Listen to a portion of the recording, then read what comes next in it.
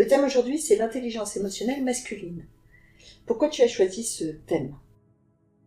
Ce thème, je l'ai choisi parce qu'il y a beaucoup d'incompréhension autour de l'intelligence émotionnelle. Ça fait plus de 20 ans maintenant que je travaille dans ce domaine et j'ai constaté que on considère que l'intelligence émotionnelle c'est une compétence féminine, c'est une qualité féminine. Et en fait, c'est vraiment pas le cas. Dans l'intelligence émotionnelle, on a la dimension masculine et la dimension féminine. Qui n'a rien à voir avec le genre.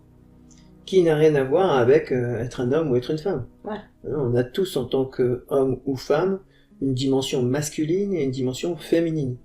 Les hommes ont une dimension masculine normalement plus développée que celle de la femme.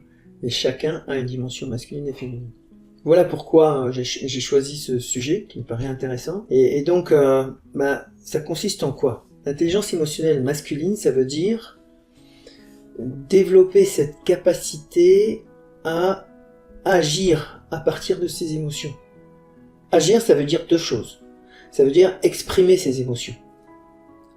Là où l'intelligence féminine est dans l'écoute des émotions, l'intelligence masculine est dans l'expression de l'émotion.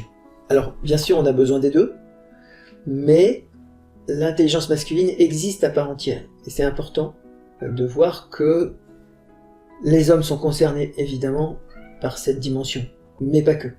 Donc, c'est pas une affaire de femmes, c'est une affaire d'hommes et de femmes. Je prends un exemple, un homme qui est en colère suite à une dispute, il a deux possibilités. Soit il étouffe sa colère, et ça va résonner à l'intérieur de lui, ça va pas aider en termes de santé, il va à terme être très mal à l'aise et peut-être même dans la durée avoir des problèmes de santé. Et ensuite, il peut aussi exploser. Et exploser, c'est pas très agréable pour la personne ou les personnes en face.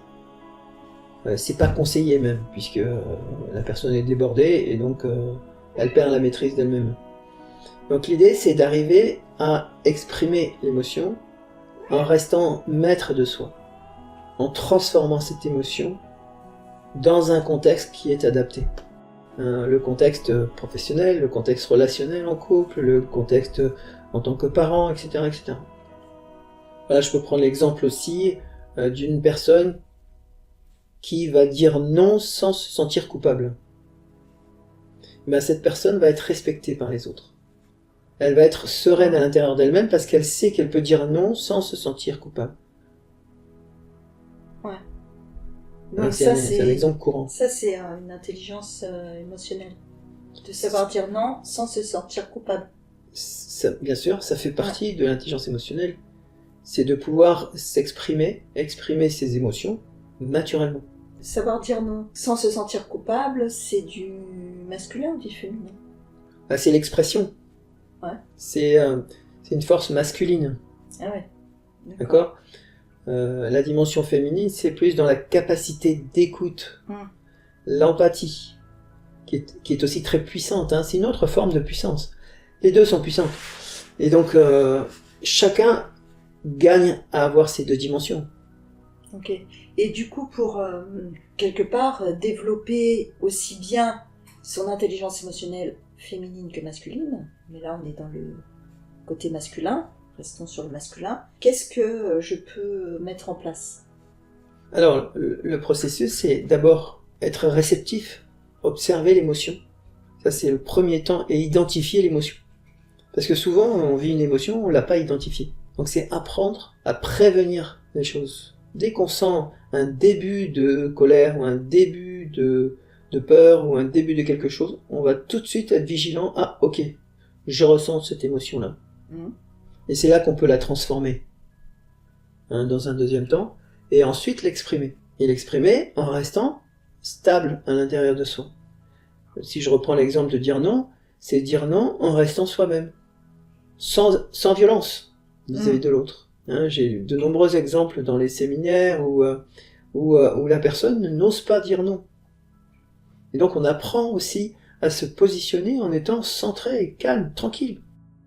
C'est tout à fait possible, dans la forme, mais surtout dans le fond, c'est-à-dire comment je me sens à l'intérieur de moi. Hein, je parlais de culpabilité, mais il peut y avoir de la peur, il peut y avoir plein d'émotions derrière cette affirmation. Et c'est ça la dimension masculine. Que souvent les femmes ont du mal, non pas, et que les hommes ont trop. Et donc trouver cet équilibre entre les deux. Ok. Alors s'il y avait une chose à retenir, ça serait quoi?